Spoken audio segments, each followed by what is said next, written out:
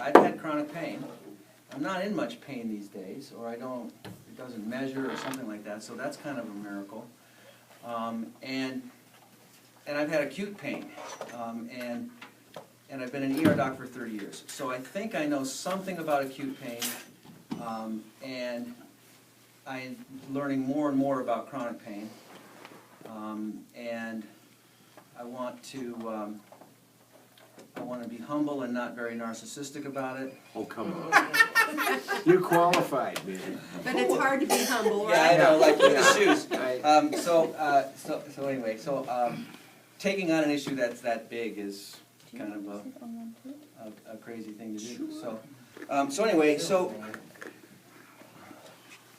my theory is that pain is a f***ing terrorist. Sorry, everybody. Ooh. Does that offend anybody? Okay. You might want to consider YouTube, though. Effing terrorist. The way I think of it is that pain tends to operate on 4 different levels. One is a reflex. That's the hot stove reflection back, and it actually talks to your spine. Your nerves talk to the spine. The spine has you withdrawing before you even think about it. So that's the superficial reflex level. 2, I think it operates at a brain level. Okay?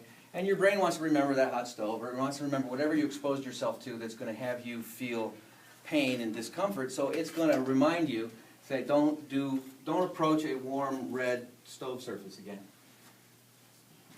The 3rd level is where most people are operating with their pain. Like if you have acute pain, you break your arm or something like that. It's operating at the mind level. Your mind is starting to strategize. I had a kidney stone, and I was working an ER shift, and it was 6:30 in the morning after a 12-hour shift, and I felt this twinge. Yeah. And then I went and peed, and this blood came out. And then I had this god-awful pain in my back, and my relief is coming in 30 minutes. And I'm just in agony, writhing in pain. And I had all my patients done for the night, and they were all tucked into bed, and I had the nurses put an IV in me, and we're all just kind of sitting around and waiting for the daytime doc to come on. And in that moment, I'm strategizing, okay?